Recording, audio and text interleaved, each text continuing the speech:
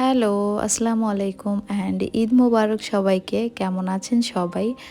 I hope সবাই অনেক ভালো আছেন। আলহামদুলিল্লাহ আমরাও ভালো আছি। তো আপনাদের সবার ঈদ কেমন কাটলো অবশ্যই কমেন্টসে জানাবেন। আমাদের তো অনেক ভালোই কেটেছে। আমি তো আজ দুদিন পরে ঈদ ব্লগ আপলোড করব। অনেকের সবারই ব্লগার আপুদের ভাইয়াদের ঈদ ব্লগ আপলোড করা শেষ হয়ে গেছে। তো দেখতেই পাচ্ছেন আমাদের পাগলা গরুর অবস্থা। ভোরবেলা মামা আসছিল গরুকে গোসল করাতে জন্য, আর আমি বারান্দায় দাঁড়িয়ে একটু কফি খাচ্ছিলাম আর এই কাহিনী দেখছিলাম। তখন কিন্তু অনেক ভোরবেলা 5টা বাজে। তো এরপর ভাইয়া বাচ্চাদেরকে নিয়ে নামাজে যাবে। আপু পাঞ্জাবিগুলো রেডি করে দিল, আর আমিও ওয়াসিকে রেডি করে দিয়েছি। ওরা নামাজে চলে যাচ্ছে। এটাই কিন্তু ওয়াসির লাইফের ফার্স্ট টাইম ঈদের নামাজ। ঢাকাতেও ওয়াসির চাচ্চু ওকে নামাজে নেওয়ার জন্য অনেক চেষ্টা করে, অনেক ডাকে, বাট ও ঘুম থেকে উঠতেই পারে না।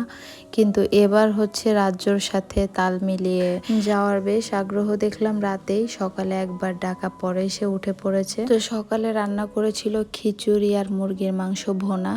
যে মামারা এগুলা মাংস সব রেডি করে দেয়, কাটাকাটি করে দেয়, তাদের জন্য রান্না করা হয়েছে। তারা সকালে আমাদের এখানেই খায়। তো খাবারটা নিয়ে আমি বেলকনিতে যে বসছি, রোজ মাত্রই গোসল করে আসছে। তো বললো ওরও খুব ক্ষুধা লাগছে, তাই ওকে আমি 2 লোকমা খাওয়াই দিচ্ছিলাম আর আমিও খাচ্ছিলাম। কোরবানি ঈদে এই সকালবেলা খিচুড়ি, মুরগির মাংস বা ডিম ভোনা এটা আমাদের বাসার একটা ট্রেডিশন। ছোটবেলা থেকে এটাই দেখে আসছি, সকালের মেনুতে এটাই থাকে। আর দুপুরের মেনুতে ছিল চিকেন রোস্ট, পোলাও, ডিমের কোরমা, আরও 2-1টা আইটেম ছিল। যাই হোক, ওগুলার আমার ভিডিও নেওয়া হয়নি। তারপরে চলে আসি আমাদের পাগলা গরুর সামান্য একটু ক্লিপ। আমি এখানের কিছুই দেখাইতে চাইনি, কিন্তু এতটা পাগলামি করছে, আমার লাইফে এমন পাগলা গরু আমি কখনোই দেখিনি। ছোটবেলা থেকে আলহামদুলিল্লাহ প্রতি বছরই কোরবানি দেওয়া দেখে আসতেছি আমার বাসায়।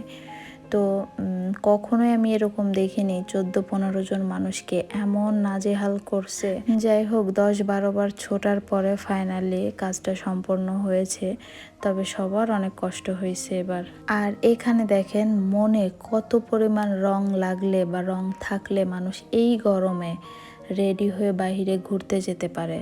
এই মহিলাকে না দেখলে আসলে বুঝতে পারবেন না আপনারাও। প্রতিটা মানুষ কাজের জ্বালায় চোখে সরিষা ফুল দেখছে, আর সে এই ঠাটা পড়া গরমের মধ্যেও সে রেডি হয়ে বাহিরে যাচ্ছে।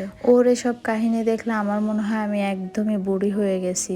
তা না হলে আমার কেন এই গরমে বাহিরে যেতে মন চায় না, আর ওর কেন মন চায়? তো যাই হোক, ও তো বাহিরে চলে গেল, আর আমি আম্মুর রান্নার এখানে আসছি একটু।